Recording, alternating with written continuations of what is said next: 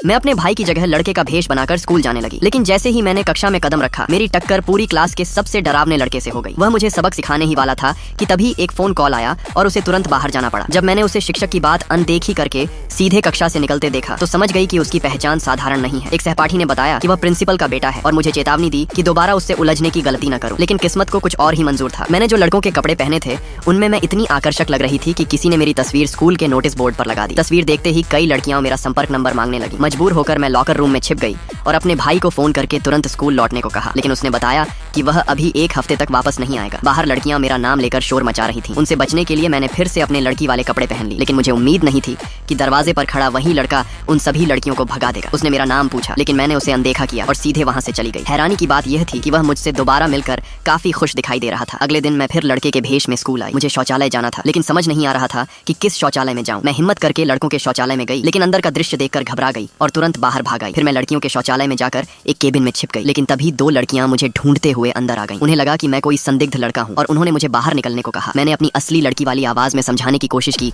कि मैं लड़की हूं, लेकिन उन्होंने मेरी बात पर विश्वास नहीं किया। आखिरकार उनसे छुटकारा पाने के लिए मैंने फिर से अपने लड़की वाले कपड़े पहन लिए और केबिन से बाहर निकल आई। ये देखकर दोनों लड़कियां हैरान रह गईं और मैं उनके पास से निकलकर बाहर आ गई। लेकिन बाहर आते ही मेरी टक्कर फिर उसी लड़के से हो गई। उसने अपना हाथ आगे बढ़ाया और कहा कि वह मुझसे दोस्ती करना चाहता है, मगर मेरा ऐसा कोई इरादा नहीं था। मैंने साफ मना कर दिया और वहां से जाने लगी। तभी वही दो लड़कियां मेरे सामने आ खड़ी हुई और मुझे चेतावनी दी कि मैं उससे बात न करूं। मैं समझ गई कि उनमें से एक लड़की उसे पसंद करती है। उसे चिढ़ाने के लिए मैंने जानबूझकर गिरने का नाटक किया। जैसे ही उसने मुझे गिरते देखा वह तुरंत मेरी तरफ दौड़ पड़ा। उसने चिंतित होकर पूछा कि क्या मुझे चोट लगी है। इससे पहले कि मैं कुछ कहती उस लड़की ने गुस्से में कहा कि मैं सिर्फ नाटक कर रही हूँ, लेकिन उसने उसकी बात पूरी तरह नजरअंदाज कर दी। इन्फर्मरी में उसने बड़ी सावधानी से मेरे हाथ की खरोंच पर दवा लगाई। तभी मुझे एहसास हुआ कि मुझे सचमुच चोट लग गई थी। मैंने कभी नहीं सोचा था कि इतना डरावना दिखने वाला लड़का इतना कोमल और दयालु भी हो सकता है। जब मैं जाने लगी तो उसने मुझे एक फिल्म का टिकट दिया और कहा कि यह टिकट बहुत मुश्किल से मिला है और उसके पास सिर्फ एक ही है। इतना कहकर वह वहां से चला गया। कुछ दिनों बाद फिल्म रिलीज हुई। मेरा जाने का कोई इरादा नहीं था, लेकिन फिल्म के प्रति उत्सुकता मुझे थिएटर तक खींच लाई। स्कूल के बाद मैं थिएटर पहुंची और टिकट पर लिखी सीट पर जाकर बैठ गई। लेकिन जैसे ही मैं बैठी मैं चौंक गई। मेरे बगल वाली सीट पर वही लड़का बैठा था। तभी मुझे समझ आया कि उस दिन वह मुझे अपने साथ फिल्म देखने के लिए बुलाना चाहता था, लेकिन क्योंकि मैं लड़के के भेष में थी वह मुझे पहचान नहीं पाया। उसने मुझसे पूछा कि मेरे पास यह टिकट कैसे आया। अपनी असली पहचान छिपाने के लिए